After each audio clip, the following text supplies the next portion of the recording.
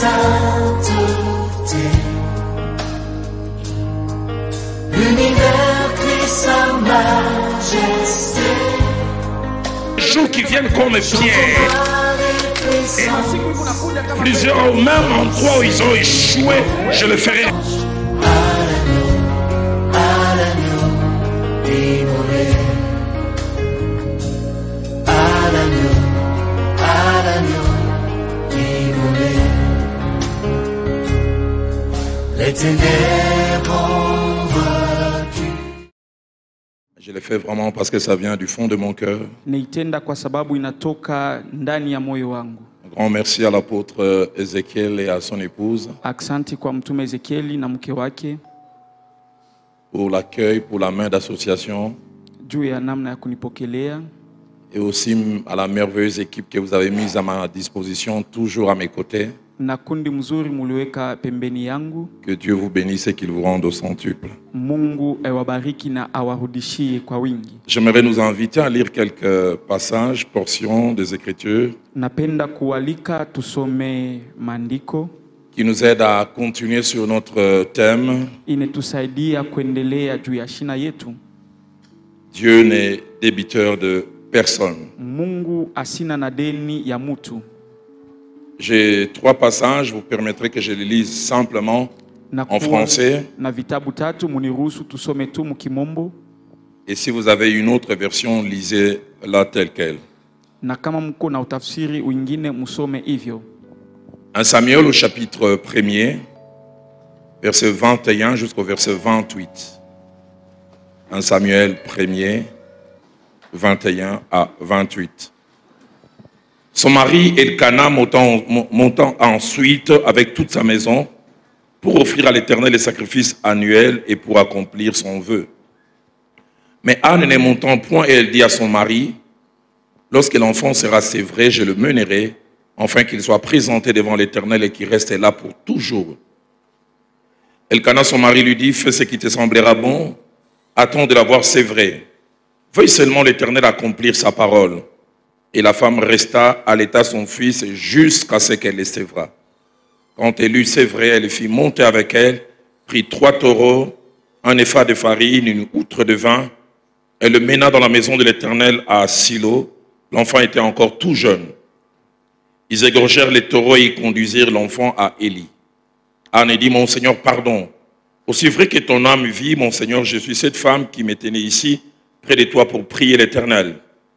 C'était pour cet enfant que je priais, et l'Éternel a exaucé la prière que je lui ai adressée. Aussi je veux le prêter à l'Éternel. Il sera toute sa vie prêté à l'Éternel. Ils se prosternèrent là, devant l'Éternel. La seconde portion, le second passage, c'est 1 Samuel chapitre 2. Et là, nous lisons du verset 18 au verset 21.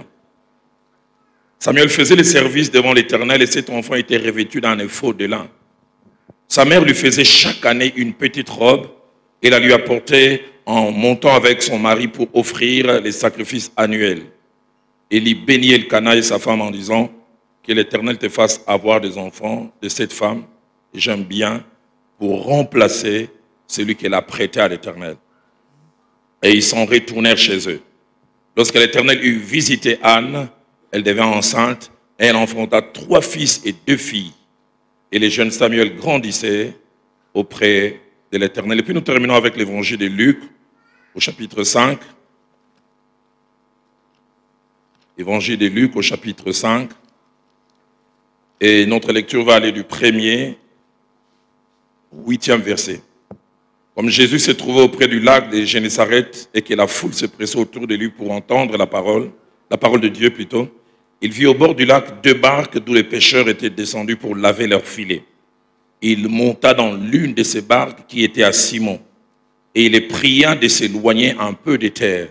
Puis il s'assit et de la barque il enseignait la foule. Lorsqu'il eut cessé de parler, il dit à Simon, avance en plein eau et jetez vos filets pour pêcher.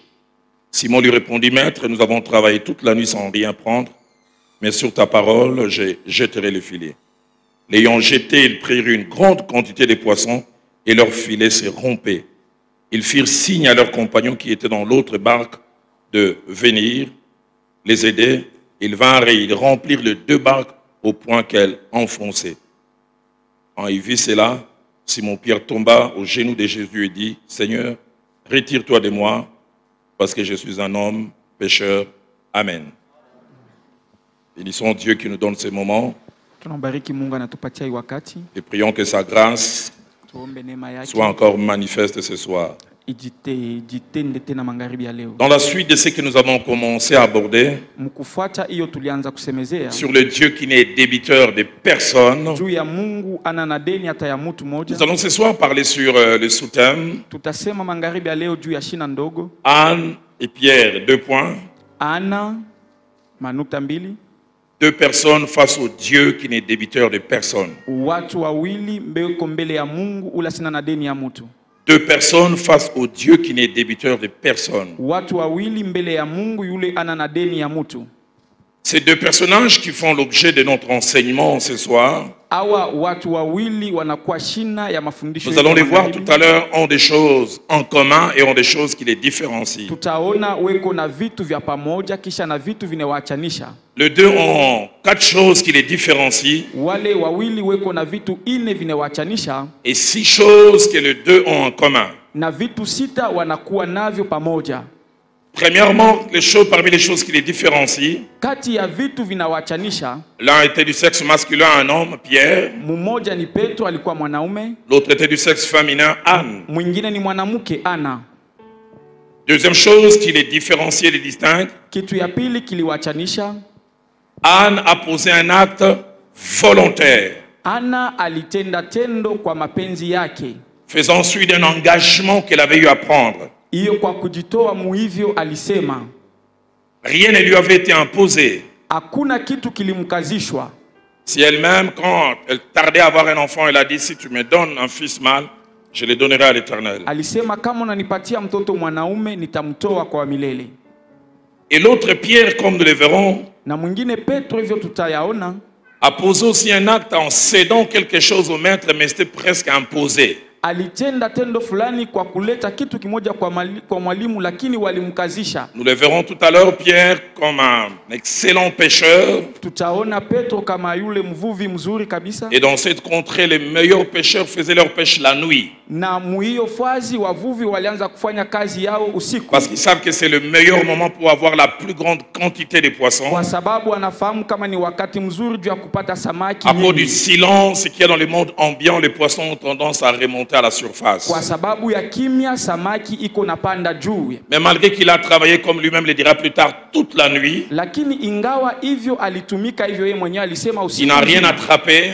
asikupate kitu. Et Jésus les a trouvés en train de laver les filets. Na Yesu aliwakutanisha weko na safisha makila. De coutume, laver les filets, c'est un travail qui se faisait avec joie. Il semble les pêcheurs sifflaient quand la quantité de ce qu'on avait attrapé était grande. Kwa kanuni yao hiyo kazi ilianza kufanyizika na furaha wakati walipata samaki nyingi. Et ce jour-là, il n'y avait pas de sifflet. Lakini ile siku hakukwe Ils makelele. grinçaient des dents. Walianza Et la seule chose à laquelle Pierre pensait, na kitu moja Petro alianza kuwaza retrouver son lit pour oublier cette nuit d'efforts sans kukutanisha kitanda résultat. kyake juu ya kusaulika usiku walijitoa bila Alors majibu. qu'il pensait aller dormir, quelqu'un lui a fait faire des prolongations. Hiyo wakati alianza kuwaza hivyo mtu mmoja alienda kumongezea muda. À peine il arrive, il pointe sa barque. Anafika tu anashonta kyombo kyake. Non seulement qu'il était prédicateur, mais prédicateur pentecôtiste. Lakini asikuwe tu mhubiri, pia alikuwa mhubiri Les mpentekoste. prédicateurs pentecôtistes, on sait quand leur message commence, on ne sait pas quand ça va finir. Wahubiri wa Pentekoste tunajua wakati gani mahubiri inaanza, tujue Et quand wakati gani. Pierre, Jésus prend la barque de Pierre comme chair,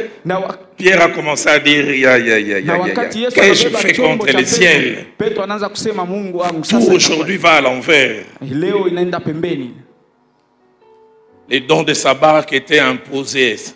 Jésus n'a pas demandé son avis. Yesu asikulomba mapenzi ya Petro juu ya kubeba chombo chake. Troisième chose qui les différencie, Kitu ya tatu kinawachanisha, et Anne et Pierre ont eu à céder des choses, Hana na Petro walitoa vitu, mais ils ont cédé pour un timing différent. lakini walitoa wakati wa kuachana. Anne, quand elle cède, Ana wakati anatoa, elle dit clairement, anasema cet enfant restera pour toujours ici. huyu mtoto atabaki miaka Mais yote. par contre, Pierre a cédé la barque pour un moment. Lakini Petro alitoa kiombo kyake kwa wakati fulani, Utilisation momentanée. unatumikisha kwa muda. Quatrième chose qui les différencie, que nous verrons tout à l'heure à la fin. Kitu ya ine kinawachanisha, Si les deux ont reçu des récompenses, kama wale wawili walipata majibu mazuri, l'un, Pierre, a eu sa récompense presque tout de suite. Petro alipata mshahara wake paka pale, Sa barque utilisée, kiombo kyake et comme il avait wanakitumikisha. en face de lui quelqu'un qui n'est débiteur de personne, Na- qui refuse la gratuité, Na hivyo alikuwa na mbele yake yule asina na deni ya mtu, anakatala bintu bya bule. j'ai utilisé ta barque, je te paye. Nilitumikisha kiombo kyako na kulipa. Et quel salaire! Mshahara gani? La Bible parle de deux barques remplies de poissons qui avaient tendance même Biblia inasema vyombo viwili vimejazwa na samaki na vilianza kuingia majini. tout pour dire à Pierre, si ce monsieur pouvait venir chaque jour. Juu ya kusema kwa Petro kama huyu mtu kama aliweza kuja siku yote. Mais l'autre aussi qui a cédé pour toujours. Lakini ule mwingine alitoa kwa Les commentateurs miaka disent yote. qu'il a fallu 6 à 7 ans pour Wale quel est les watafsiri résultats. wa Biblia wanasema ilibidi miaka 5 ama 7 juu ya kupata Le majibu. jour où il est venu déposer Samuel, Siku alikuja kumtoa il Samueli, est même revenu plusieurs fois lui déposer des habits sans résultat. alikuja mara mingi juu ya kumtolea manguo Jusqu'à bila ce que l'homme de Dieu soit touché dans son cœur, il dit non, cette femme a posé un acte. mpaka pale mtumishi wa Mungu anasema huyu mwanamke alitenda. Et j'aime cette parole. Écoutez quand l'homme de Dieu prononce. Musikie vile mtumishi wa Mungu anasema. Il dit que Dieu vous redonne d'autres enfants. Il dit pour remplacer celui que vous avez cédé à l'Éternel. Mungu awapatie watoto wengine juu ya kubadilisha ule ulitoa kwa Ce milele. sont les 4 choses que les deux ont en commun. Ni vitu ine wale wanakuwa navyo vya kuachana. Plutôt des choses qui les différencient, j'allais dire. Hivyo wanakuwa navyo wa kuachana. Et puis il y a 6 choses que les deux ont en commun. Kisha kunakuwa vitu 6 wanakuwa navyo pamoja. La première, c'est que les deux faisaient partie du peuple de Dieu. Ya kwanza ni kusema wale wawili walikuwa wana wa Mungu. Même si c'était à 2 époques différentes. Hata kama ilikuwa mawakati mbili ya kuachana. Deuxièmement, les deux ont eu à céder au Seigneur des choses. Ya pili wale wawili walitoa kwa Bwana vitu. Anne a cédé un enfant Ana alitoa mtoto. et Pierre a cédé sa barque, mais je peux même aussi ajouter son temps. Petro alitoa kiombo kyake na wakati wake. Et troisième des choses, Na ya tatu les deux en cédant au Seigneur wale wawili walitoa kwa n'avaient Bwana, rien demandé, n'avaient rien exigé en retour. hawakulombe kitu kwa kurudi. Pierre n'a même pas présenté une facture. Jésus veut partir, hey, tu as utilisé ma barque. Rien du tout. Petro asikulombe facture, asema asikupeleke facture, asema unilipe. Anne aussi, quand elle cède cet enfant, elle ne demande rien. Je cède. Ana na yeye wakati anamtoa mtoto asilombe kitu kwa Et kurudi. quatrièmement, les deux ont reçu du Seigneur Na ya ine wale wawili walipokea et kwa ils ont Bwana. reçu même au-delà. Na walipokea zidi. En Samuel chapitre 2, Samueli wa kwanza sura au ya verset 21, mstari wa 21. Anne qui avait cédé un seul enfant Ana yule alitoa mtoto moja tu, en a eu 5. aliwapata watano. Et c'est là où les théologiens se battent. Les théologiens aiment bien des disputes. Pao wa teolojia wanakuwa na ugomvi hapo. En Samuel 2, 21 dit, Samueli wa kwanza lorsque sura ya pili, l'Éternel eut visité Anne, wakati wa milele akampegua Ana, elle devint enceinte, akapata mimba apparemment d'une grossesse. ya mimba moja, Elle avait dit, elle enfanta 3 akazaa fils et What? 2 filles. watoto watatu wanaume. Certains na disent que c'est 5 accouchements. wengine wanasema ni kuzaa mara Mais les 5. rabbins juifs disent qu'il semblait que c'était des quintuplés. Wengine wanasema alizala mara moja La watoto plupart tano. du coup, Anazala mara moja je me watoto dis, il n'y a tano. personne chez qui il faut investir mieux si ce n'est Dieu. Nasema hakuna mtu yule unaweza kujitoa kwake kama ina Mungu. Elle a cédé un seul, sans idée de retour. Elle en a eu 5. Alipanda mara moja na akapata watoto tano. J'aurais voulu voir la tête de Pénina quand devant la case de Anne, il y avait 5 berceaux. Nilipenda kuona kichwa ya Penina mbele ya hiyo nyumba ya Je prie que Ana. mon Dieu te visite avec exagération. Naomba Mungu wako akupegue kwa wingi kabisa. Je prie que mon Dieu te visite de telle manière qu'on dit ça porte la signature de Dieu. Naomba Mungu akupegue watu waseme hii ni muhuri wa Mungu. Le Dieu que je sers depuis 35 ans, il est comme les Italiens. Mungu Mungu linatumikia kadiri ya miaka 37 Ils na sont kuwa kama tellement Waitaliano. spécialistes en chaussures qu'ils n'aiment pas qu'on puisse confondre leurs chaussures. Voilà. Quand ils font leurs chaussures, ils disent Made by Italia. Wanatengeneza viatu au mzuri wanasema vimetungwa ku Italia. Et le Dieu de la Bible aussi, quand il fait, il signe Made by Nkolo. Na Mungu wa kumbingu wakati anatenda. On doit anapiga voir que mstari non, ça c'est anasema, vraiment Dieu. wanapasha kuona kama Et je hii prie ni que Mungu. mon Dieu fasse quelque chose où il y a sa signature. Atende kitu fulani peko muhuri wake. Si tu es d'accord avec moi, aide-moi à dire Amen. Kama uko pamoja na mimi sema amina. Cinquième chose que les deux ont en commun, Hivyo vitu vingine wawili weko navyo pamoja. les deux ont honoré Dieu. Wale wawili Et walimheshimia Dieu Mungu. aussi les a honorés en Na retour. Mungu pia aliwaheshimisha. Parce que dans 1 Samuel 2, Kwa sababu Samueli wa au verset kwanza 30, c'est Dieu a dit, mstari wa 13 Biblia inasema j'honorerai celui qui m'honore. nitaheshimisha yule aliniheshimia. Et surtout, comme nous l'avons dit depuis le départ, Job 41:2, Muyobu il n'est makumi débiteur de personne. anasema ana na deni ya mutu. Sixième chose, Kitu ya sita, les deux ont eu leur vie changée. wale wawili waliona maisha yao Non kubadilika. seulement par les dons qu'ils ont fait à Dieu, mais la réaction de Dieu par rapport à ces dons. Hapana tu kwa zawadi walitoa kwa Mungu, lakini hivyo Mungu alitenda maishani mwao. Et ce soir, j'apporte un enseignement qui va me servir simplement de fondation sur laquelle je vais bâtir un défi que je vais nous donner pour demain et après-demain. Na leo naleta mafundisho itakuwa kama misingi, hapo taleta mambo moja tutaona kesho ama Parce que kesho. j'en ai presque l'assurance Kwa sababu niko na hakikisho que Dieu veut que vous et moi nous puissions expérimenter ce que Anne et ce que Pierre ont eu à expérimenter. kama Mungu anapenda sisi tuishi hivyo Ana na Petro waliishi. Et j'en ai l'assurance ce soir déjà et demain, Dieu placera dans le cœur de plusieurs des choses qui doivent céder à Dieu. Niko na hakikisho kama leo ama kesho Mungu ataweka mumioyo ya batu bile bantu banapasha kutoa kwa Mungu. Et je dois bien vous dire, je n'ai pas besoin de ces choses, Na napasha kuambia mzuri sina amu ya mais hivyo votre vitu, vie a besoin de ces choses. lakini maisha yenu inahitaji hivyo vitu. Et partant de ces deux récits et de ces deux personnages, Na tuanzie pa wale watu wawili, nous allons voir un certain nombre de choses attachées à chacune de ces personnes. tutaona vitu vinambatana kwa mmoja wa watu. Premièrement, attaché à Anne. Ya kwanza hivyo vitu vinambatana kwa Et les deux Ana. passages que nous avons lus en Samuel 1, 21 à 28, Hiyo mausomi mbili tulisoma Samueli wa ainsi kwanza que 1 Samuel 2, 18 à 21 nous enseignent na Samueli wa kwanza pia sura ya pili. cette chose que je nous prie de noter en rapport avec Anne. Hivyo vitu saba ne waomba mwandike juu ya Ana.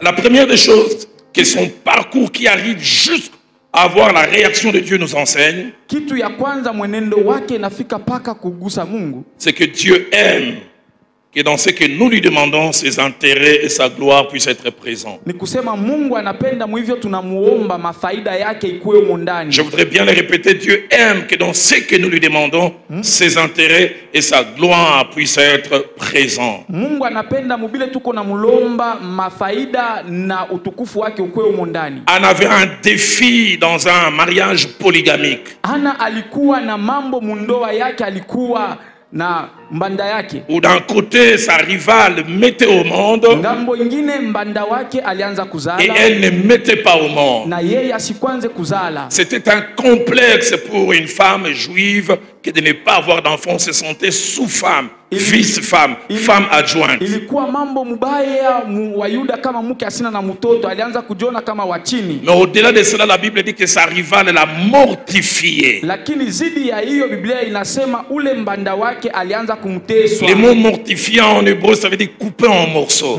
Kiebrania wanasema kukata muvipande. Elle disait des choses qui volaient la joie de Anne. Alianza kusema bintu bilianza kumtosha Ana furaha. Et la Bible dit même, elle était stratégique dans son désir de vouloir faire mal à Anne. Na Biblia inasema alikuwa na namna hiyo alianza kutumia juu ya kumteswa Elle avait Ana. dit chaque fois que Anne montait à Silo, Kila mara Ana alianza kupanda kusilo, Pénina l'a mortifiée de la même manière. Penina alianza kumtesa. Et dire, et pourtant on dit que Anne priait souvent. Na Biblia inasema Ana alianza kuomba. Peut-être qu'elle kabisa. demandait à Dieu, Seigneur, donne-moi que Pénina ferme la bouche. Pengine Elle disait, donne-moi pour que Pénina ferme la bouche. alianza kusema unipatie kwa sababu Penina. Donne-moi pour que la bataille cesse. Unipatie juu ya ugomvi uishi. Pas d'exaucement. Hakuna majibu. Jusqu'au jour, on ne sait pas d'où lui est venu ça. mpaka pale siku atujue ilitoka 1 Samuel 1:11 est la prière. Samueli wa kwanza Si sura ya tu kwanza donnes à ta servante un enfant mâle, kaomba sema kama unampatia kijakazi wako je le mtoto mwanaume, consacrerai à l'Éternel pour tous les jours de sa vie. nitamtoa kwa wamilele masiku yote. Pour la première fois, c'est pas elle, c'est Dieu. Mara ya kwanza iko yeye ni Mungu. Elle s'oublie elle-même, Anasema yeye mwenyewe, elle pense à Dieu, anawaza kwa Mungu. et Dieu qui voyait les désirs d'avoir dans le sacerdoce quelqu'un d'important, la prière d'Anne rencontre les rêves de Dieu. Na Mungu yule aliona mumania yake hiyo faida ya kupata mtu mkazi yake. Jacques chapitre 4, Ya Jacques sura yake ya au 4 verset 3 dit, mstari wa 3 inasema, vous demandez mutaomba et vous ne recevez pas na amutapata parce que vous demandez mal, kwa sababu munaomba dans le mubaya, but de satisfaire vos passions. mshaba ya kufurahisha Que mania mon yenu. Dieu t'inspire des prières dans lesquelles ses intérêts sont dedans. Mungu akupatie maombi hiyo mashaba yake iko Et ndani. cette prière d'Anne, où les intérêts, la gloire de Dieu était dedans, a changé sa destinée. Hiyo maombi mafaida ya Mungu na utukufu wa Mungu ilikuwa ndani, ilibadilisha maisha yake. Deuxième chose, que ce parcours qui va de la demande à l'exaucement nous enseigne. Kitu cha pili kinatokea kukuomba na kujibiwa. Dieu aime seuls et ceux qui tiennent parole et honorent leurs engagements. Kinatufundisha kama Mungu anapenda wale wanaheshimu maneno yao. Cette femme qui n'avait pas d'enfant Ule mwanamke asikuwe na mtoto était déjà prête à perdre l'enfant que Dieu allait lui donner. alikuwa tayari kupoteza mtoto ule Mungu alipasha mpatie. Anne dit, si tu me donnes un fils mâle, Anasema kama unanipa mtoto mwanaume je te le donnerai. nitakupatia yeye. Et l'enfant est né. Na mtoto alizaliwa. Je suis étonné. Na shangaishwa. Dans Samuel 1:22, Samueli wa kwanza. son mari a peut-être oublié, Mume wake pengine mais Anne alisahau. a ça dans son disque dur. Lakini Ana Avait dit, anachunga hili. Elkana monta, Na Biblia inasema mais Elkana Anne ne akapanda, monte en point. lakini Ana Mais dit à son mari, anasema kwa mume wake, lorsque l'enfant sera sévré, wakati mtoto atatoshwa je kumaziwa le mènerai, nitampeleka afin qu'il soit présenté devant l'Éternel kwa sababu apelekwe mbele ya et qu'il Mungu reste là pour toujours. na abaki huko masiku yote. Moi, à sa place, j'aurais dit, Seigneur, limbisaka kananda kolobaka pona sanga imona tikela ngaye. Mie pafasi yake niliweza kusema Baba unihurumie kotu niachie yeye. J'en ai un seul. Niko na mmoja tu. Mais il dit, j'avais dit, je dois honorer. Lakini anasema nilisema na nitaheshimu. 11 ans plus tard, Kisha miaka parce que c'est entre 11 10 et 11 ans que les Israélites laissaient aller les enfants. kwa sababu ni miaka 10 ama 11 Waisraeli walianza kutosha watoto. 1 Samuel 1:24 à 28 nous montre qu'elle va honorer son engagement. Huyo Samueli wa kwanza inatuonesha anaenda kutoa mtoto. L'homme de Dieu a même oublié, elle commence à rappeler, tu ne te souviens plus de moi. C'est cette femme qui priait, c'est dont tu avais dit qu'elle est ivre. C'est Mtumishi wa moi. Mungu alisaulika, akaanza kumkumbusha, unanisaulika, ni mie nilianza kuomba hapa. Que Dieu nous rende capable d'honorer nos engagements. Mungu atupatie mawezaji wa kuheshimu vitu tunasema. Que des chrétiens qui ont des problèmes Wakristo weko na mambo à cause des engagements. kwa sababu ya vile Ma petite walisema. expérience en tant que pasteur me montre que nous prenons deux sortes d'engagements ou deux sortes de vœux. Pardon. Deux sortes d'engagements. En tant que chrétiens, des fois nous prenons deux sortes d'engagements Kama Wakristo tunabeba maaina où mbili. nous faisons deux sortes de vœux. Tunalapa viapo viwili. La première sorte, c'est pas solennel, sous les émotions. Ya kwanza tu ni jutu ya mania tu. Tu es coincé dans cette affaire au travail, Umefungwa mwiyo kazi kukazi, où tu avais fait des erreurs et un audit doit être fait. ulifanya makosa kisha inafai wale wa kuangalia vitu ambavyo IGF arrive. IGF wakati wanafika. Tu te vois déjà, on te montre à la télé menotté. Unaona vile wanakuonesha ku television wamekwisha kufunga. Je reconnais que j'ai fait ces erreurs. Unasema Bwana natambua kama nilifanya makosa. Mais si tu me parles, Kama unanipusha les salaires du prochain mois, je ne prends rien, je te donne tout. ile mshahara wa ule mwezi mwingine Et nitakupatia. ce sont souvent des engagements que nous faisons sous l'émotion et nous ne retenons pas. Ni hivyo viapo tunasema tu juu Mais ya celui à nini. qui nous adressons ça retient. Lakini kwa ule tunasema anashika. Mais il y a d'autres engagements que nous faisons solennellement. Des fois, nous écrivons ça quelque part. Huko viapo vingine tunasema na tunaandika fazi fulani.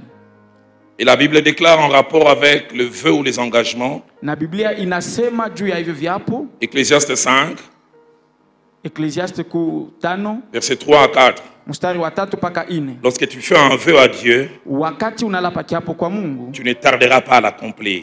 usikose kuitimiza. Car il n'aime pas les insensés. Kwa sababu asipende wale wasio Accomplis le vœu que tu as fait. tenda ama heshimu hiyo kiapo. Et j'aime la suite. Na napendele nafasi. Mieux vaut pour toi ne point faire de vœu. Ni mzuri kwako. Parce que Dieu n'oblige pas. Kwa sababu Mungu Et d'en asikazishe. faire un et de ne pas l'accomplir. Ili utende uwape. Vous vous souvenez de cet homme qui s'est retrouvé au combat, c'était difficile. Unajua kujikutanisha kugomvi ni Il dit, ngumu. Seigneur, si tu me donnes la victoire, Anasema kama unanipatia en ushindi. rentrant, les premiers qui sortiraient de ma maison, je te l'offre. Il pensait que ça serait son domestique. Kwa kurudia ule atatoka wa kwanza mnyumba mitamtoa. Aliona sama ni mfanyakazi wake. Et ce jour-là, quand il rentre, c'est sa seule fille qu'il aimait qui sortait. Yaï. Na ile siku wakati alirudia ni binti wake mmoja alipenda alitoka. Et quand je préparais cet enseignement, Dieu me disait, il y a plusieurs qui ont fait de vœux, qui ont pris des engagements. Je vous supplie, honorez-le. Na wakati nilianza kutayarisha mafundisho, Mungu aliniambia kuko wengi walilapa viapo lakini hawakuheshimu. Nombre chapitre 30. Hesabu sura yake ya Au verset 8e dit, mstari wa 8 inasema, lorsqu'un homme aura fait un vœu à l'Éternel, wakati mtu atalapa ou un serment pour se lier par un engagement, hiyo inakuwa il ne violera point sa parole. ataenda pembeni. Il agira selon tout ce qui est sorti de sa bouche. Atatenda kulingana na hiyo ilitoka kinywani mwake. Troisième chose, Kitu ya tatu, que ce parcours de cette femme entre le moment où elle a des problèmes et finalement elle donne à Dieu, que Dieu la visite, nous enseigne, mwenendo ya huyu mwanamke wakati alikuwa na mambo na wakati alileta kwa Mungu. c'est que donner à Dieu n'est pas toujours un problème de moyens. Ni kusema kuleta kwa Mungu haiko mambo ya namna. Donner à Dieu n'est pas toujours un problème de moyens. Kuleta kwa Mungu haiko mambo ya namna. Donner à Dieu dépend de 4 choses. Kuleta kwa Mungu inalingana na vitu hivi. Premièrement, donner à Dieu dépend de la révélation et de la compréhension. Kuleta kwa Mungu inalingana na ufunuo na kuelewa. Quand tu as la révélation et la compréhension des choses spirituelles, tu sais donner à Dieu. Wakati uko na ufunuo na unaelewa mzuri vitu vya Mungu. 1 Chronique chapitre 29, Mambo ya siku, au verset 14, David déclare, Daudi anasema, car qui suis-je niko nani et quel est mon peuple na taifa gani, pour que nous puissions te faire volontairement des offrandes? kwa sababu tukutolee kwa mapenzi yetu masadaka. Tout vient de toi. Yote natoka kwako. Et nous recevons de ta main ce que nous t'offrons. Na tunapokea kwa mikono yako. Au fait, quand nous te donnons, c'est un retour à celui à qui ça appartient. Wakati tunakutolea ni kurudisha kwa Quand on a cette révélation, on a cette compréhension, donner devient facile. Wakati uko na huo ufunuo kuleta kuna kwa kwepesi. Je prie que le Dieu qui révèle te révèle aussi. Naomba Mungu akufunulie pia. Je prie qu'il le fasse. Naomba eitende. J'ai jamais oublié, je venais de me marier. Siasaulikaka nilitoka mkuoa. Et les 8 derniers mois avant le mariage, c'était difficile sur le plan financier parce que je devais me battre seul. Na mbele ya kuoa miezi 8 ilikuwa nguvu kabisa. Et je me marie, je me souviens, Na mimi naoa nakumbuka 3 semaines après, kisha mawiki un tatu. jeune frère qui revient de la France Muloko yangu anatoka ku France. m'offre 4 costumes, Ananitolea makoti 4, 4 pantalons, ananitolea mapantalon plutôt 4, 4 costumes, 4 paires de chaussures, 4 chemises et 2 paires de chaussures. viatu na mikulu ya bilato. Je les tiens seulement, je commence à rendre grâce à Dieu. Nakumbuka tunaanza kutoa J'entends shukrani kwa l'Esprit de Mungu. Dieu me dire, tu n'es qu'un point de passage. Nasikia tu Roho Mungu ananiambia unakuwa tu fasi ya Il kupitia. me montre un jeune homme de l'église, Ananionyesha kijana mmoja wa kanisa démuni. asina na kitu. Et de tout ça, c'est à lui. J'ai dit, Seigneur, j'ai des habits que j'ai déjà portés. C'est à son niveau. Yote hiyo ni yake. Dieu me dit, Louis. Mungu aniambia yeye. J'ai jamais oublié, je suis allé lui donner en disant, je te donne pas parce que je veux, je te donne parce que Dieu m'a obligé. Siasaulikaka nienda kumpatia sasa, sikukupatia juu napenda kwa sababu Mungu alinikazisha. 4 mois après, Kitu 4 quelqu'un est venu m'offrir 4 fois plus. alinitolea zidi ya hiyo. J'en parlerai tout à l'heure. Je comprenais le but de Dieu, c'était de me donner 16. Mais il disait, je vois comment il va gérer les 4. Amen. La révélation. Ufunuo. Deuxième des choses qui nous facilite pour que nous puissions donner. Kitu ya pili ikyo kitatusaidia juu tulete. Comme je disais, donner à Dieu n'est pas toujours un problème de moyens. Nilisema kuleta kwa Mungu iko mambo ya Mais namna. deuxièmement, donner à Dieu est un problème de volonté. Kuleta kwa Mungu ni mambo ya kutaka ama Anne mapenzi. n'avait qu'un seul enfant, Ana alikuwa tu na mtoto mmoja, mais elle était prête à la perdre. lakini alikuwa tayari kumpoteza. Volonté. Mapenzi. Jusqu'où tu es prêt à perdre. Wakati gani uko tayari kwa kupoteza? Il y a un passage qui me frappe et j'aimerais qu'on me le place. Uko usomi moja unanipiga napenda waweke huko. 2 Corinthiens chapitre 8, Wakorinto wa pili du sura ya 1er au 8, 4e verset. mstari wa kwanza mpaka wa 4. Pour montrer combien donner, c'est plus un problème de volonté. tutaona je kuleta ni mambo ya mapenzi. Parce que celui qui ne veut pas donner trouvera toutes sortes d'excuses. Kama hautake kutoa utatafuta namna yote. Alors qu'on me place ce passage, Wakati wananiwekea je donne les contextes. naona naleta mnamo. Qu'est-ce qui se passe à cette époque? L'église de Jérusalem a connu une grande famine. Ni ile wakati kanisa Yerusalema ilipata njaa kubwa. Alors on est en train de faire une collecte et toutes les églises doivent collecter pour qu'on puisse aider cette église. Weko nafanya mchango kwa makanisa juu ya kusaidia hiyo Et on kanisa. envoie un courrier à chacune des églises locales. Na wanatuma mabarua kwa kanisa yote. Mais l'église de Philippe et de Macédoine venait de passer par un moment difficile. Lakini kanisa ya Filipo na Macedonia ilipitia mwaka. Ceux de Jérusalem disent, même si on a demandé à toutes les églises de contribuer, vous ne contribuez pas. Na ile kanisa ya Yerusalema. Alors mettez-moi les passages. Makanisa yote nyinyi msilete hapa. Et écoutez la volonté qui ressort de ces Na passages. msikie hiyo mapenzi. Je peux la voir maintenant. Naweza kuipata. 2 Corinthiens 8. Wakorinto wa pili 8. Il dit, nous vous faisons connaître, frères, Tunawajulisha ndugu la grâce de Dieu qui s'est manifestée dans les églises de la Macédoine. neema ya Mungu ilitendeka. Et ce verset 2, je l'aime beaucoup. Na hii mstari wa pili napenda kabisa. Avec des mots qui ne peuvent pas aller côte à côte. Na matamko hiyo haiwezi kwenda pamoja. Il avait dit, au milieu de beaucoup de tribulations qu'ils ont éprouvées, Kati ya mateso mingi walipata, ils avaient une joie débordante. walikuwa na furaha kubwa zaidi. Mais une pauvreté profonde Na umasikini wa nguvu kabisa qui a produit avec abondance de riches libéralités. ulitenda na utele zaidi. Ils sont éprouvés, mais ils ont une joie pour donner. Weko na furaha ya kuleta.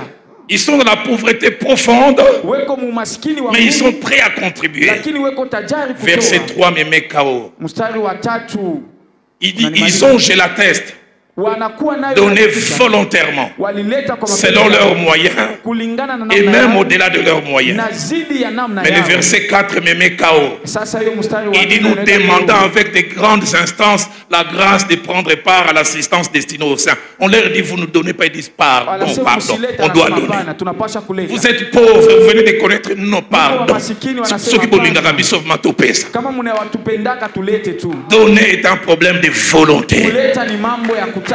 Que mon Dieu te donne cette volonté. Mungu akupatie hiyo mapenzi. Que mon Dieu te donne cette volonté. Mungu wangu akupatie hiyo Anne mapenzi. volontairement est prête à perdre un enfant. Hana kwa kutaka kwake anaenda kutoa Je mtoto. déposerai cet enfant et je retournerai dans cette maison. Nitamtoa ule mtoto na nitarudi Je verrai kwenye nyumba. Pénina avec ses enfants, moi sans enfants. Nitaona Penina na Quand watoto. Dieu voit cette volonté, Wakati Mungu le Dieu anaona qui hiyo n'est mapenzi débiteur ya de Mungu, personne, yule ana deni ya mtu. j'aimerais te le dire comme en lingala, comme au Canela, il y aura un ange, il faut 5. Anasema anamwambia malaika yeye fo watoto 5. Elle, je ne donnerai pas un seul. Kwa yeye sitampatia tu Vu moja. tout ce qu'elle a perdu, Kwa yote je alipoteza. prie que mon Dieu puisse commencer à dire celui-là. Naomba Mungu aanze kusema ule. Il faut que je lui fasse quelque chose Ili nimtendee kitu fulani proportionnel kulingana à la joie qu'elle a causée dans mon cœur. na hiyo furaha alitoa moyoni mwangu. Troisième des choses Kitu ya tatu, qui influence notre façon de donner, hiyo inaongoza namna yetu ya kuleta, c'est la qualité de notre relation avec Dieu. ni hali yetu ama namna hivyo tunakuwa na Mungu wetu. Car ne peut véritablement donner à Dieu Ule anaweza kuleta tu kwa ce qu'il a Mungu entre ses mains que celui qui lui a donné son cœur et qui lui a donné sa vie. ile iko nayo mikono yake, yule alimpatia uzima. Ta façon de donner me montre jusqu'où tu t'es donné à lui. Ya kuleta inaonesha je ulijitoa kwake. Toujours parlons de cette merveilleuse église de Macédoine. Paka namna ya kusema muhiyo kanisa ya Macedonia. 2 Corinthiens chapitre 8 verset 5 dit, Wakorinto wa pili sura ya 8 ils se sont inasema donnés d'abord eux-mêmes au Seigneur walijitoa wao wenyewe kwa Bwana et puis à nous. na kisha kwetu. Ils se sont donnés au Seigneur. Quand on se donne au Seigneur, on a facile à donner aux Ni autres. kusema tunakuwa na wepesi kwa kuleta. Que mon Dieu Mungu wangu travaille la qualité de ta relation avec, atengeneze hali ya uhusiano wako afin na que tu Mungu. sois rendu capable de perdre sans problème. Kwa sababu kuwe na hatua ya kupoteza bila Quatrième kuja. chose qui influence Kitu ya ine inaongoza notre façon de donner namna yetu et ya qui montre kutoa. que donner n'est pas un problème de moyens, Na inaonesha kama kuleta iko mambo ya namna, c'est notre degré de délivrance par rapport à l'avarice. ni hatua yetu ya kuokolewa kulingana na ubaya. Des gens qui sont avares, amoureux de l'argent. Watu wale wanapenda fedha kabisa, Difficile à se séparer de l'argent. hawapende kuachana na franga. S'il y a une délivrance que j'ai dans ma vie, c'est celle-là. Kama kuko ufungulivu niko nao mu maisha yangu. Mon épouse peut témoigner, Milan, mon assistant peut témoigner. Bibi yangu anaweza kuhakikisha na Milan assistant wangu anaweza kuhakikisha. Combien de fois l'argent qui passe par moi des fois n'arrive même pas chez mes enfants, mais ça sert à des causes pour l'évangile. Mara nyingi franga inapitia kwangu haifika hata kwa watoto yangu lakini inasaidia kazi ya injili. Dans Luc chapitre 12 au verset 15. Muluka sura yake ya 12. Jésus dit gardez-vous avec soin de toute avarice. Mungu anasema mujichunge kabisa kwa hiyo mapenzi ya franga. Et pas vouloir, les Kinois disent maboko makasi, d'autres disent maboko makaku. Biblia inasema mikono ya kukauka, wakinoa wanasema mikono ya kukauka. Un jour, je vois dans notre extension de là-bas, on a quitté un papa qui vient en pleurant quasiment. Siku moja baba moja naona Kinshasa anakuja eko nali. Pasteur, est-ce que je peux récupérer $2? Anasema pastori naweza kuchukua $2. Je devais donner ma dîme de $10 parce que je gagne 100. Mais par inadvertance, j'ai mis 12. Est-ce que je peux récupérer les $10 deux? yangu ya $10 lakini nilitoa 12. Et il insiste. Na anasema kabisa. Seigneur, délivre-moi de ces choses. Bwana uniokoe kwa hivyo vitu. Quatrième chose que Anne nous apprend dans son parcours, kitu ya ine ikyo Anna netufundisha mwenendo wake, c'est que donner à Dieu ne signifie pas toujours que vous aurez la réaction de Dieu tout de suite. Ni kusema kuleta kwa Mungu haitaki kusema kama mtapata majibu ya Mungu paka. Et même Anne donnait à Dieu sans rien penser d'avoir. Ye mwenyewe Anna alitoa kwa Mungu bila kuwaza asema atapata kitu. Elle donnait simplement pour honorer un engagement. Na alitoa tu juu ya kuheshimu hiyo kiapo kyake. Anne ne disait pas ni paix ni couper. Anna asikusema sema donne-moi je vais te donner aussi. Elle donnait simplement. Alileta, alitoa tu. Parce que c'était un engagement qu'elle a eu à faire. Kwa sababu ni kiapo. Et 6 ans ou 7 ans après, na kisha miaka 6 ama 7, elle a moissonné, comme l'avons dit hier, au temps convenable. Alivuna hivyo tulisema jana mu wakati enea. Cinquième chose très importante. Kitu kia tano kia bei kabisa. Chaque fois que nous donnons à Dieu, kila mara tunatoa kwa Mungu, il y a des choses qui peuvent quitter nos mains. Kuko vitu vinatuweza kutoka mikononi mwetu, mais ça ne quitte pas notre vie. Lakini abitoke mu maisha yetu. Je voudrais le répéter encore. Napenda niseme chaque fois que nous donnons à Dieu, kila mara tunatoa, il y a des choses qui quittent nos mains, mais ça ne quitte pas notre vie. Lakini abitoke mu maisha yetu. Samuel avait quitté. Samuel alitoka, mais c'était dans le but que 5 autres reviennent. Lakini ilikuwa juu ya shaba wa ndugu yake. J'aimerais dire, ce que tu donnes à Dieu pour Dieu, ce n'est jamais perdu. Napenda kusema ile unatoa kwa Mungu juu ya Mungu, ça quitte tes mains, mais ça ne quitte pas ta vie. Inatoka mikononi mwako lakini haitoke maisha. Et comme l'avons dit hier, ça peut revenir soit chez toi, soit chez tes enfants. Na hivyo tulisema jana inaweza kukurudilia ama kurudia kwa watoto yako. Parce que Dieu n'est débiteur de personne. Kwa sababu Mungu ana na deni ya mtu. Sixième chose, kitu kia sita, le Dieu qui n'aime être débiteur de personne Mungu yule asipendake kuwa na deni ya mtu réagit toujours lorsqu'on se dépense pour lui. Anatenda wakati wote tunijitoa kwake. Et surtout pour son œuvre. Na zaidi juu ya kazi yake. 7 ans depuis qu'il a donné. Miaka 7 tangu alitoa. Un beau jour, elle commence à avoir des nausées. Siku moja akaanza kusikia roho kunyonga. Le ventre qui grossit. Tumbo ikaanza kunenepa. Dommage qu'il n'y avait pas des examens pour détecter combien d'enfants, quel sexe. Ole akukukwe mashini ya kujua ni watoto ngapi anakuwa na mtumbo.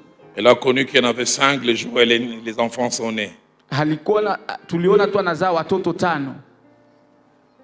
Mais dans Luc chapitre 6 verset 38. Lakini Luka sura yake ya 6 mstari wa 13 le Seigneur non seulement encourage son peuple à donner, Bwana hapana tu anatia moyo kwa watu wake juu ya kupeleka ama mais il encourage de le faire en quantité, en qualité. Anawapa moyo juu ya kutoa mzuri na kwa wingi. Il dit donnez et il vous sera donné. Anasema mutoe na nyinyi pia watawapatia. On versera dans votre sein une bonne mesure. Watawapimia kipimo kizuri. Serré, kenye kufungwa mzuri, secoué, wanakitikisa et qui déborde. Na kinazidi kabisa. Car on vous mesurera kwa sababu watapima avec la mesure dont vous serez servis. na hicho kipimo mlitumikisha. Septième et dernière chose attachée à Anne, Kitu kia saba kenye kuambatana kwa Ana, que son parcours qui commence par un don et qui finit par un retour nous enseigne, mwenendo wake inaanza na kutoa. c'est que tous ceux et toutes celles qui donnent à Dieu, Wote ule anatoa kwa Mungu et pour que Dieu finisse par réagir, na ule Mungu anafikia mkujibu, finissent par chanter un cantique nouveau. wanaishia mkuimba wimbo mpya. 1 Samuel 2, Samueli wa kwanza sura ya premier au 10e verset, mstari wa kwanza mpaka wa 10 nous parle du merveilleux cantique chanté par Anne quand Dieu l'a visité d'abord pour Samuel, juu ya wimbo mzuri ule Ana aliimba wakati mais Mungu sûrement alipata ce Samueli. qu'elle a chanté quand elle a eu les autres enfants. Na kweli aliimba wakati alipata watoto wengine tena. 4 choses que je voudrais dire concernant Pierre. Ce soir, je pose simplement les fondements sur base desquels je vais nous défier demain. Vitu ine nasema juu ya Petro leo, nasema ni kunaweka tu msingi juu ya mambo ile tutasema kesho. La première chose attachée à ce récit de l'apôtre Pierre, les pécheurs, Kitu cha kwanza kinalingana na mambo ya mtume Petro. que Luc 5, 1 à 8 nous donne. Hiyo Luka 5:8 netwambia. La première, c'est que Dieu nous demandera des fois des choses à des moments difficiles. Kitu ya kwanza ni kusema Mungu atatulomba bitu mu wakati wa nguvu. À des moments où nous avons difficile à donner. Mu wakati hiyo tunakuwa na ugumu wa kutoa. Comme je l'ai dit tout à l'heure, Hivyo nilisema les spécialistes en pêche chez les Juifs, wale walijua kulopola samaki kwa Yuda, ils mangeaient à midi, walikula saa ya 12h semble vers 13h, ils dormaient. na 13h walianza kulala. Se réveillaient entre 19h et 20h. Walianza kulamuka saa ya 19h na Et 20h c'est vers 21h qu'ils allaient arranger les na filets. 21h walianza kutengeneza Et ils makina commençaient en général entre 23h jusqu'à 5h du na matin. walianza saa ya 23h mpaka saa ya 5h ya usiku. Et comme je l'ai dit, Pierre a fait ses programmes. Na hivyo nilisema Petro alifanya Vers hiyo orodha. 23h, il part avec beaucoup d'attentes, beaucoup de rêves. 23h anaenda na maonyo nyingi, Les aiguilles avancent, rien du tout, même pas un dakala. mikuki iko naendelea, hakuna chaka samaki 4h, rien du tout. 4h hakuna hata samaki moja. 5h, il dit jetons une dernière fois. Mpaka 5h anasema tapima tena mara ya mwisho. Rien du tout. Hakuna kitu. 6h, il dit on rentre. Saa ya 6 anasema Et narudia. il commence à lever les mauvaises herbes, les algues qui étaient attachées au Akaanza filet. kutosha uchafu ulikuwa kumakila. Il voit un monsieur avec sa délégation, une foule. Wanaona mtu na kundi yake yuko nakuja. Et pourquoi Jésus a utilisé sa barque? Na juu ya nini Mungu Yesu alitumikisha kiombo kyake? Jésus était intelligent. Yesu alikuwa na akili. Il a utilisé le principe de l'acoustique. Alitumikisha hiyo principe ya Il acoustique. y avait l'eau. Kulikuwa maji. Si je prends ma barque là à cause du vent, le son sera porté facilement. Kama nabeba kiombo ni kusema sauti Et alors kwenda qu'il mbali juu. cherchait une chair comme la mienne, Na kuko wengine wanatafuta mimbali kama hii. j'aurais bien voulu que Jésus prêche à cette chair des agneaux immolés Nilipenda kabisa Yesu ahubiri kwa hii mimbali ya nyoi mole. qui se soulèvent quelquefois. Saa moja Et inalamuka puis on vient, on fait, Na- je me demande qu'est-ce qu'ils font là. wanakuja wanafanya vitu huko, nasema wanafanya nini? Jésus a eu la barque simplement comme chair. Yesu alipata tu kiombo kama mimbali. Quand il nous regarde au ciel, il dit ah bah petit bazo régner ngana mona passe. Wakati wanaangalia saa watoto dogo na renye, mimi niliteseka kabisa. Et Pierre qui était fatigué, Na Petro yule alikuwa mwenye parce que même kuchoka, quand le Seigneur lui proposera va encore, kwa sababu wakati Yesu il alimwambia dit je suis wewe tena, fatigué, nous avons travaillé toute la nuit. anasema nimechoka kwa sababu tulitumika Il usiku veut mzima. laver les filets et aller dormir. Napenda kusafisha makila niende C'est à ce nikalale. moment-là qu'on vient lui faire la demande. Ni hiyo wakati wanakuja kumlomba. On prend sa barque. Wanabeba kiombo chake. Jésus monta. Yesu akapanda. Dieu nous demandera des choses à des moments difficiles. Mungu atatulomba vitu mu wakati wa nguvu. Difficiles. Wa nguvu. J'en parlais à Philadelphie, j'ai prêché il y a quelques semaines. Nilisema ku Philadelphie, nilihubiri kuna kwa mawiki kidogo. On se retrouve, je pense, à l'an 2011. Tunajikutanisha mu 2011.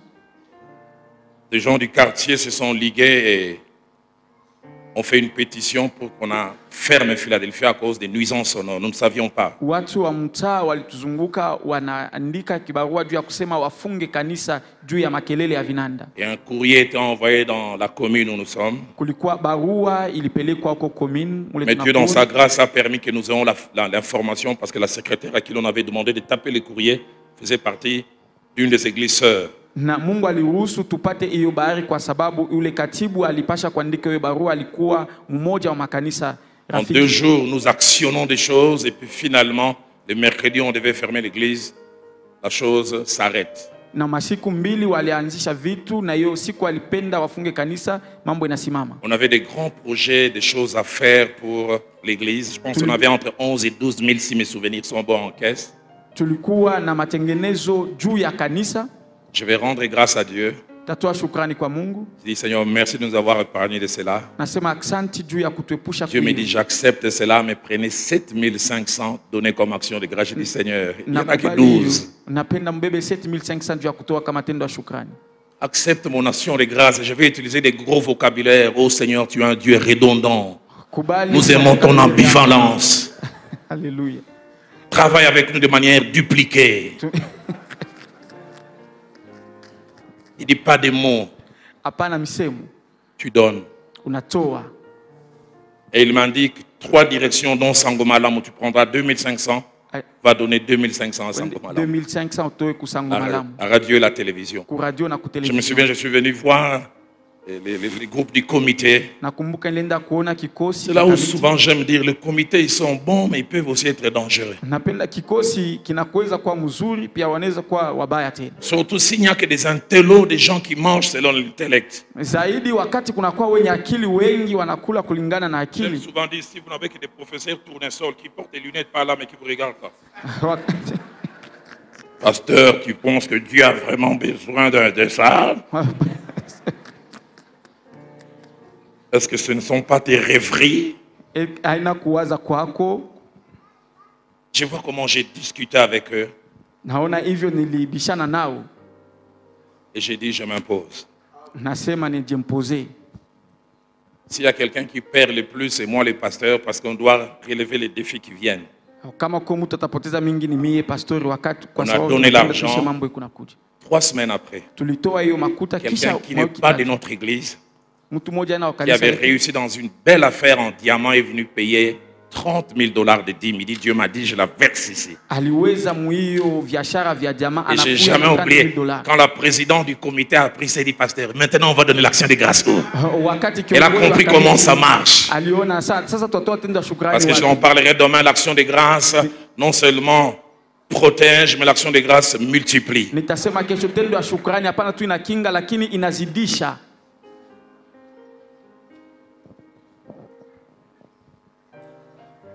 Que Dieu nous aide. Et que Dieu nous aide. À savoir que quelquefois on nous demandera à des moments difficiles.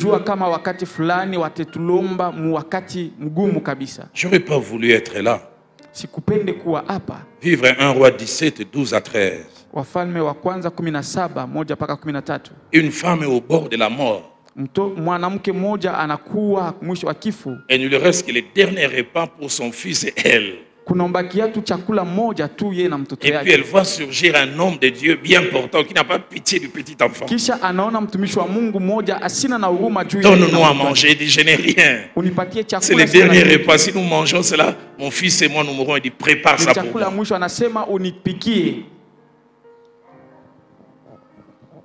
Des fois, Dieu nous demandera des moments difficiles. Mais lorsqu'il te demande des moments difficiles, j'ai aimé ce que l'homme de Dieu a dit. Sache qu'il est en train de penser à ton futur. Celui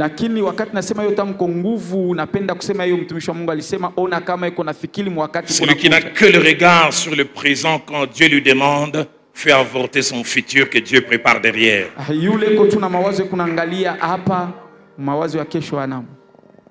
Deuxième des choses que les récits de Pierre nous enseignent. Le Dieu qui veut nous donner cache souvent ses intentions de nous donner derrière des demandes apparemment contraignantes. anafutika nia yake ya kutupatia nyuma ya kulomba kwake kwa nguvu.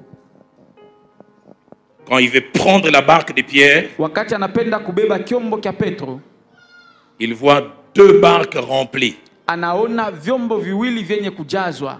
Pierre aurait été encouragé s'il lui dit au départ, écoute, je prends parce qu'à la fin tu auras 2 barques. Mais Dieu souvent ne dit rien. Petro aliweza kujipa moyo kwa wakati kama Yesu alimwambia kumwanzo, lakini Mungu asikuseme kitu. Parce que Proverbe 25:2 dit la gloire de Dieu c'est de cacher les choses. Kwa sababu Mezali inasema utukufu wa Mungu ni wa kufutika vitu. Quelquefois Dieu ne nous dit rien, mais c'est pas parce qu'il dit rien qu'il planifie rien. Mara nyingine Mungu asiseme kitu, haiko kama kusema asiseme kitu asitengeneze Nous avons kitu. parlé tout à l'heure de cette femme Tulisema juu ya ule qui a mwanamke cédé son dernier repas. alitoa chakula yake ya Mais mwisho, 1 Roi 17:12-16 na Wafalme wa kwanza montre 17 l'intention inasema- finale de Dieu. inaonesha nia ya mwisho ya Mungu. Il avait dit, l'huile ne manqua jamais dans sa maison, la farine ne manqua jamais. Anasema C'était mafuta, l'intention en unga demandant. haitakosa, ilikuwa ni nia kwa kuomba. Mais une intention qui n'est pas montrée. Lakini hiyo nia haionekane. Troisième chose Kitu ya tatu, que le récit, le parcours de Pierre nous enseigne, hiyo mambo ya Petro netufundisha quelquefois, mara nyingine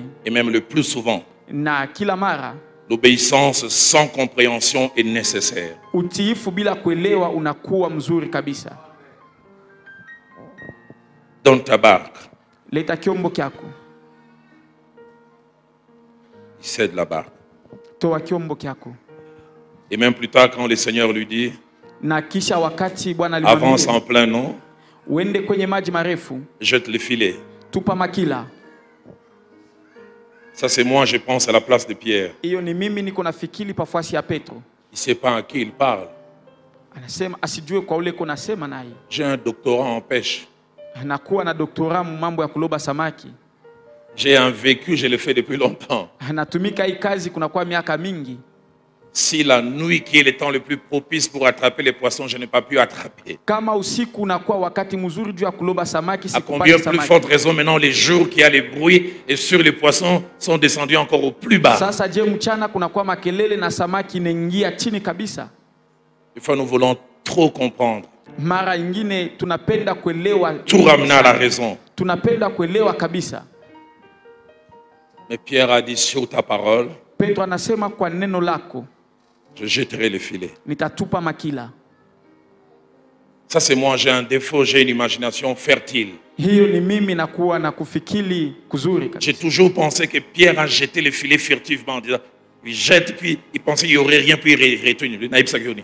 Na wazaka kama Petro alianza kuwazia kama atatupa na kulokota hamuna kitu, anasema nilianza kuambia nini? Parce qu'il était rassuré que cet endroit, rien ne marchait. Kwa sababu alihakikishwa kama hiyo fasi hakuna mambo ilianza kuendeka. Quatrième chose, Kitu ya ine c'est que le Dieu de la Bible ni kusema Mungu wa Biblia est le Dieu des choses étranges. ni Mungu wa vitu vigeni, Des choses étranges. vitu vigeni, Des choses difficiles à classer. vitu vya nguvu kwa Des kuweka, choses difficiles à comprendre. vitu vya nguvu kwa kuelewa, Des choses difficiles à savoir comment ça arrive. vitu vya nguvu kujua vitafika je. Ceux qui sont rentrés le matin bréduits, qui n'ont rien attrapé. Wale walirudi asubuhi wanasema wakupate kitu. Des pêcheurs expérimentés Wale walopolaji wa samaki wanajua kabisa, qui avaient les mains vides, et non pas parce qu'ils étaient paresseux, ils avaient les mains vides malgré la dépense d'énergie. walikuwa na mikono mtupu, hapana jua wajue kazi, lakini walitoa nguvu yao wote. Mais là où ils ont échoué toute la nuit, Lakini pale walishindwa usiku mzima, ils ont attrapé, et même beaucoup. walilopola samaki nyingi kabisa. J'ai suivi un vieux papa de Nzambi Malamu prêchant sur ce texte il y a 20 ans. J'ai beaucoup aimé. Nakumbuka baba moja mzee wa Mzambe Malamu kunakuwa miaka 12 alianza kuhubiri juu ya hii. Il a dit, Jésus lui-même, le Créateur, a prié dans son cœur sans que Pierre entende. Anasema Yesu ye mwenyewe muumbaji aliomba mumoyo wake bila Petro kusikia. Il disait, capitaine, d'où vous êtes, venez, je vais bénir quelqu'un. Anasema kapiteni, kule muko mkuye, napenda kubariki mtu fulani. Silure, venez. Milonge kule muko mkuye, Ndakala, n'oubliez pas. Bandakala mkuye, Ils couraient tous à un endroit. mkuye mwe bote fasi moja. Parce que Dieu désirait honorer quelqu'un qu'il avait honoré. Kwa sababu Mungu alipenda kuheshimisha mtu ule alimheshimia. Au même endroit où il n'y a eu rien, Pafasi moja moja pa kukwe kitu, Dieu a permis qu'il puisse avoir tout. Mungu aliruhusu pakuwe vyote. Cinquième et avant-dernière chose, et je finis ce soir, Kitu kia tano mbele ya kia mwisho c'est que ces récits nous enseignent ni kusema hii hadithi inatufundisha que le Dieu de la Bible n'est débiteur de personne. Mungu wa mubiblia ana na deni ya mtu.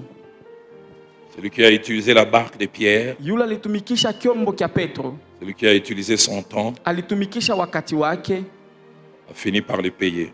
anafikia paka mkumulipa. Et quel salaire? Mshahara gani? Et quel salaire? Mshahara gani?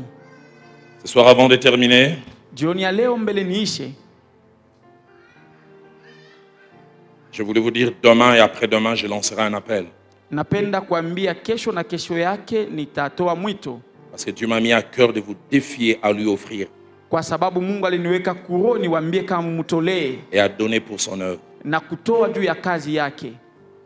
Deuxième des choses que je voudrais dire avant de conclure, Kitu kia kwanza napenda kusema mbele ya nifunge, Dieu m'a mis à cœur de vous défier comme Anne et Pierre ont été défiés, Mungu aliniweka kuro ni wadefie hivyo Ana na Petro aliwaweka mkipimo, parce qu'il m'a dit, il m'a mis à cœur, il se sert de ses assises pour donner un nouveau départ financier pour plusieurs. kwa sababu aliniambia anajisaidia na hii matengenezo juu ya kusaidia kiuchumi watu wengi. Avant-dernière chose, avant que je ne clôture, Mbele ya kitu kia mwisho nifunge, dans la Bible, il y a une loi. mubiblia mnakuwa sheria moja, C'est la loi de l'honneur vis-à-vis de Dieu, mais par rapport au bien. ni sheria ya heshima kwa Mungu lakini kulingana na vitu. Proverbe 3, versets 9 à 10. Mezali 3:9 mpaka 10. Honore l'Éternel avec tes biens Heshimu Mungu na mali yako et avec les prémices de tous tes revenus. na malimbuko ya vitu vyako vyote, Alors tes greniers seront remplis d'abondance na vitunga vyako ama akiba yako itajazwa kwa utele, et tes cuves regorgeront du mou. na masaani yako itakuwa na vitu nyingi kabisa.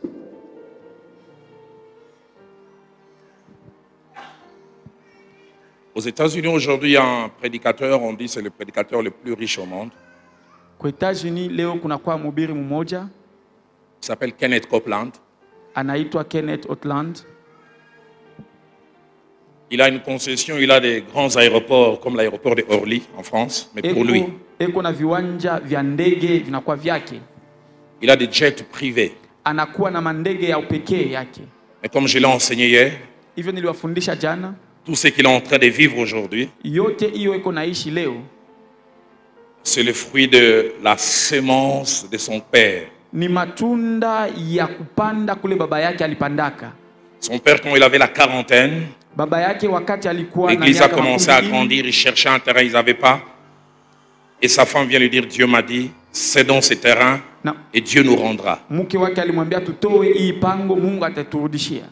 Ils ont cédé le terrain, Wakatoa hiyo pango, on a commencé à bâtir l'église. wakaanza kujenga kanisa, Et 15 ans ou 20 ans après, je ne sais plus très bien, cet homme est décédé. na kisha miaka 15 ama 12 ule mtu Mais il alikufa. semble que cet homme en mourant est mort de tristesse. Il dit, Dieu m'avait dit, je cède et je vais voir. Lakini alikufa na huzuni kwa sababu alisema Mungu aliniambia nitoe na Mais un nitaona. peu comme nous avons dit hier, Lakini hivyo tulisema jana, autre est celui qui sème, ule ni mwingine anapanda autre est celui qui moissonne. na mwingine anavuna. Nous avons dit aussi que certains, Dieu leur a fait des promesses, Mungu wengine Mungu aliwalaka, ils n'ont pas vu l'accomplissement. hawakuone matimiliko, Ils ont salué cela de loin. walislamukia hilo lwambari Et il kabisa. semble qu'avant de mourir, Mbele ya kufa il disait à son fils Kenneth, et pourtant Dieu m'avait dit ça. alisema kwa mtoto wake Kenneth, asema Mungu Il dit, aliniambia si je vois pas ça, toi tu verras. kama sione hiyo wewe Dieu ne peut pas utayaona. prendre ma grande parcelle pour rien. Mungu asiwezi kutoa kubeba pango Et mzima son kwa père bure. lui a cité ce passage de Job 41, verset 2. Il n'est débiteur de Na baba personne. yake alimwambia usomi wa Yobu. Mungu Et son hana père deni lui a na wewe. relaté, les jours viennent quand Dieu te visitera, sache que c'est le sacrifice de papa. Wakati kuna kuja wakati Mungu atakupegua jua kama ni kujitoa kwa baba. Et Kenneth Copeland devient pasteur dans une église baptiste. Na hiyo Kenneth anakuwa pastori mkanisa moja. Un jour, il se lève le matin, Siku moja analamuka il asubuhi, passe devant un grand terrain de plusieurs hectares, on avait écrit à vendre, anapita vers l'an kwenye mlango 55, moja, 56. 56. l'Esprit de Dieu lui dit, achète cela, ça va changer ta vie. Roho ya Mungu inamwambia uza hii pango itabadilisha maisha yako. Et comme il n'avait pas de moyens, il a amené au niveau du comité pour qu'ils achètent. Na hivyo asikuwe na namna Comme je disais tout à l'heure, les comités. Kikosi vinasemaka kila mara. Kikosi. Comité. Kamiti. Vu que, entendu que, Kulingana na hivyo. on ne peut pas acheter. Hatuwezi kuuza. Parce qu'on leur proposait, s'ils doivent acheter, ils devaient mettre en hypothèque quelque chose. Kwa sababu walipenda kama wanauza watoe hata kitu kimoja juu ya kutumia. Kenneth Copeland rentre son cœur et lui dit, achète cela avant la fin de la semaine, sinon tu rates quelque chose. Kenneth anarudia wewe namwambia uza mbele ya mwisho wa wiki. Il va proposer à une tante. Anaenda kuonesha sangazi yake moja. Et c'est cette tante qui décide de mettre en hypothèque sa grande maison et parcelle. Ni ule sangazi yake anaitika kutoa pango yake ama nyumba yake mnene. Il a acheté la parcelle, ça fait 3 mois.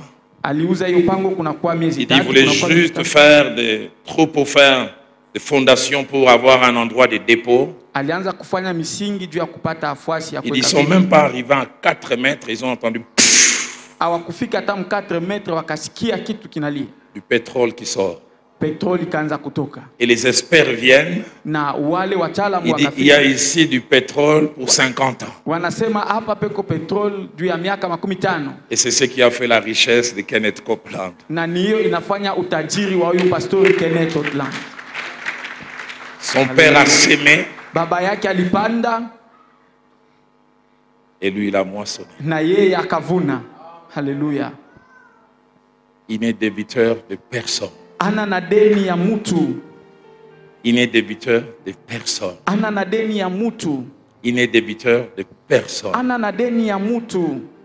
Il n'est débiteur de personne. Ana na deni ya mtu. J'aimerais le répéter, il n'est débiteur de personne. Niseme tena ana na deni ya mtu. Ce soir, je vais rien dire. Jioni ya leo sitasema kitu. Demain, je vais nous défier. Kesho tewapima teweka mkivipi. Je le crois de futur Kenneth Copeland, il y en a ici ce soir. Na mimi kuko wengine wa Kenneth Copeland hapa weko hapa jioni ya leo. Qu'est-ce que Dieu va-t-il vous demander? Ni nini Mungu atakuomba?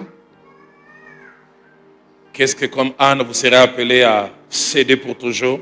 Ni nini kama Ana anaweza kutoa kwa masiku yote? Qu'est-ce que comme Pierre vous serez appelé à céder pour un moment? Nini kama Petro aliweza kutoa kwa dakika kwa wakati fulani? J'aimerais nous inviter à nous lever. Napenda niwalike tusimame. Est-ce qu'on peut acclamer le Seigneur? Tunaweza kupiga kushangilia juu ya Bwana. Est-ce qu'on peut encore mieux acclamer le Seigneur? Tunaweza kupiga mikono nguvu juu ya Bwana. Est-ce que dehors on peut encore acclamer le Seigneur? Le Dieu qui n'est débiteur de personne. Il y a une âne ici. Tu perdras une chose, tu récupéreras 5. Il y a une âne ce soir ici. Tu céderas à Dieu 1, tu récolteras 5. Il y a un Pierre ce soir ici. Tu donneras ton temps, ta barque, et tu auras 2 barques remplies. Dieu m'a dit en préparant cet enseignement, dans les jours qui viennent comme Pierre, plusieurs au même endroit où ils ont échoué, je le ferai réussir. Ce matin, Dieu me l'a dit encore. Les parents vont poser des actes qui vont sécuriser le futur de leurs enfants. Il y a quelque chose que tu as appelé à perdre avant la fin de la semaine, mais ça va frayer le futur de tes enfants. Ça va frayer le futur de tes enfants.